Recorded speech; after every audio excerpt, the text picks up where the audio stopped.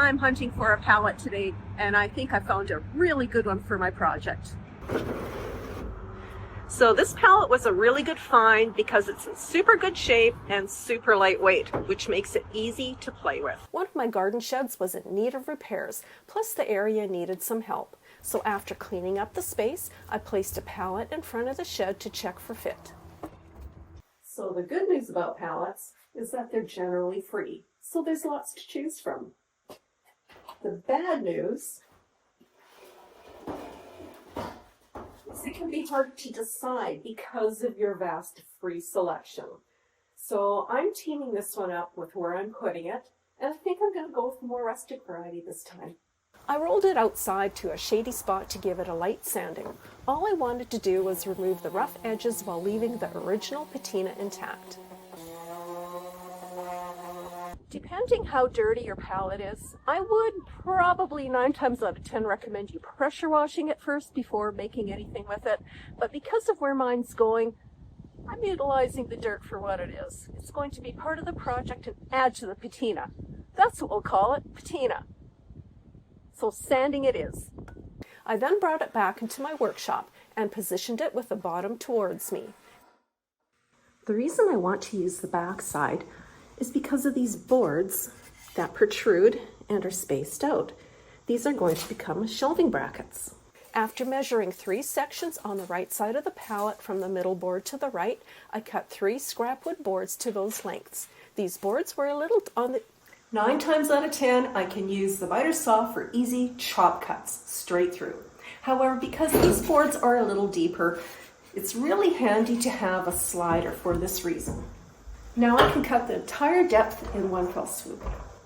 These boards were a little on the deeper side to create a nice sized shelf. I then positioned each shelf in place to make sure they fit. Then I used a carpenter's square to mark the left side of the pallet against the middle board, then cut those boards off using a jigsaw.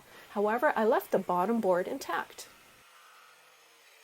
I cut another long board to create a shelf along the top of the pallet. After sanding all the cut boards, I brought everything outside to install on site. But then I decided to quickly fix the shed's rotten areas first. So after removing the rotten boards, I fit other reclaimed boards in place, painted them all up, and the shed looked as good as new. Now the shed was finally ready for the install. I'm now just gathering up a few supplies to make the final install outside.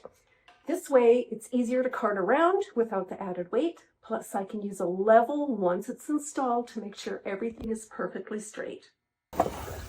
This is the best part. I placed the pallet on top of a bucket for added height, then using a construction level on top, screwed the pallet to the side of the shed. The top board was positioned, then installed to the top of the pallet. Then each shelf along the right side was installed using screws while using a level to get it right. After adding one more missing board along the back, it was ready for more. Reaching for some long, strong, skinny nails, I used garden hand tools to help guide where I placed them. There was even room to hang a tall-handled tool.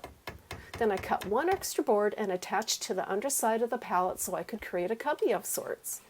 Time to accessorize. I placed some gardening gloves in a sealed container, which ended up in the bottom cubby along with a kneeling pad. Then I loaded up each shelf with pots and gardening accessories. The old garden tool sign that was previously on the shed was hung right above the top of the pallet to theme the area upright. And what a fun and quirky way to display your fresh cut flowers you just worked so hard to grow. Mwah! Then after adding a few displays along the top, along with a few pretty plants, my handy garden nook was ready for business. This cute little garden nook has it all. From shelves to hooks to even a cubby and display shelf, it's filled with all the things I like to reach for in a jiffy. There's no more hunting for tools when everything is in plain sight while still looking pretty cute. And while the pallet garden nook really packs a punch with what it holds, it takes up barely any room since the pallet is so shallow, making it a great garden shed companion even in tight spaces.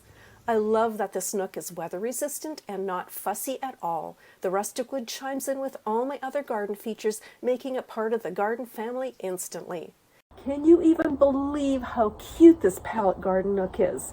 It's functional, it's organized, and I think it makes organizing look so intentional. It just adds such a charm to my yard. From shelves to cubbies to hooks, what more could you want? I hope you give one a shot. Happy gardening! You'll want to head to Walmart to grab some carpet underlay when you see how upscale this idea turned out. I'm selecting one 5.5-inch long cedar board and one long cedar strip.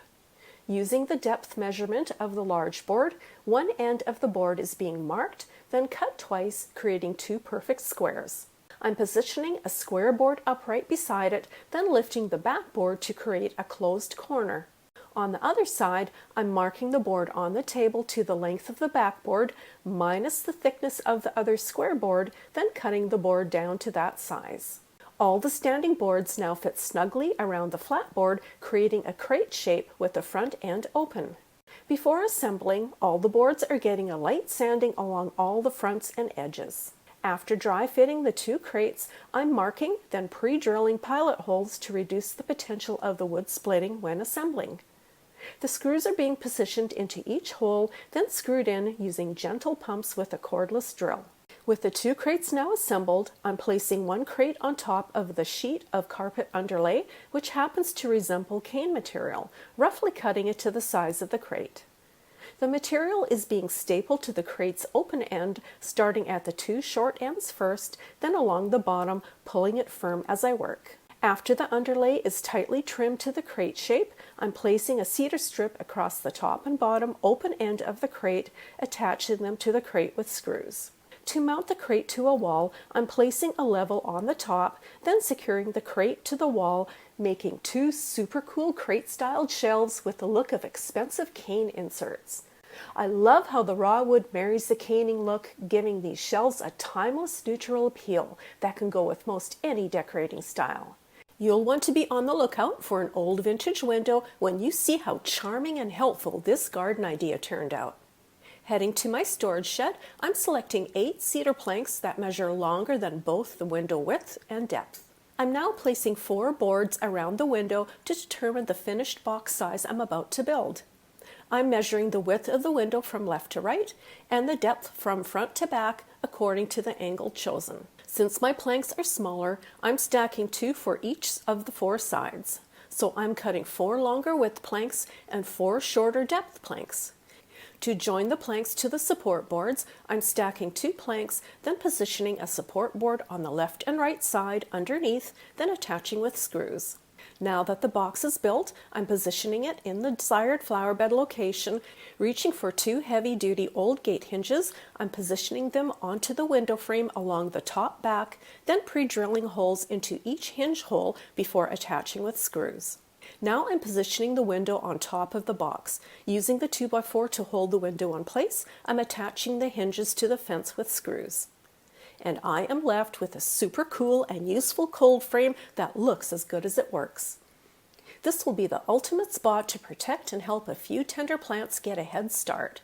The window allows the sunshine in while adding protection from the elements. And since the sides are not sealed, there's also plenty of needed airflow. With an added hook and chain, I can also position the window at any height,